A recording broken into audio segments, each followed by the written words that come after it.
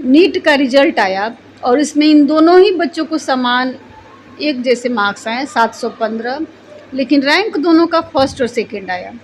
और अब आप सोचेंगे कि जब दोनों का मार्क्स सेम है तो रैंक फर्स्ट सेकंड कैसे आ गया। तो एनटीए का कुछ क्राइटेरिया है, जिस क्राइटेरिया के आधार पर रैंक डिसाइड होता है अगर दोनों ही बच्चों का मार्क्स सेम है तो। ये जो कोर सब्जेक्ट होता है मेडिकल एग्ज़ाम का वो बायोलॉजी होता है। तो सबसे पहले बायोलॉजी को कंसीडर किया जाता है। जिस जिस भी बच्चे का बायोलॉजी में ज़्यादा मार्क्स है उसका रैंक इम्प्रूव हो जाता है अपने आप। लेकिन अगर बायोलॉजी में भी दोनों बच्चों को मार्क्स सेम मिलते हैं तो केमिस्ट्री को कंसीडर किया जाता है।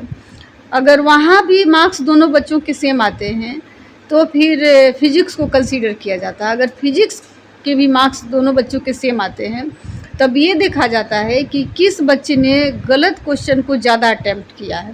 जिसका मतलब गलत क्वेश्चनों का नंबर ज़्यादा होगा फिर उसका रैंक डाउन हो जाएगा और जिसका कम होगा उसका रैंक अप हो जाएगा।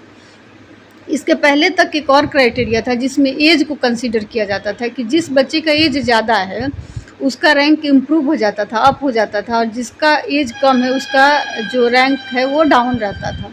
तो इसको लेकर विवाद हो गया कि एज को क्यों इस तरह से कंसीडर किया जाता है, बिल्कुल ही गलत तरीके का स्टैंडर्ड है। तो इसको हटाया गया है, अभी ये नहीं है। और फ़िलहाल जो एनटीए का स्टैंडर्ड जो है ये रैंक तय करने का सेम मार्क्स आने पर वो यही चल रहा है। इसी से इन दोनों ही बच्चों का रैंक डिसाइड हुआ है सेम मार्क्स आने के बाद।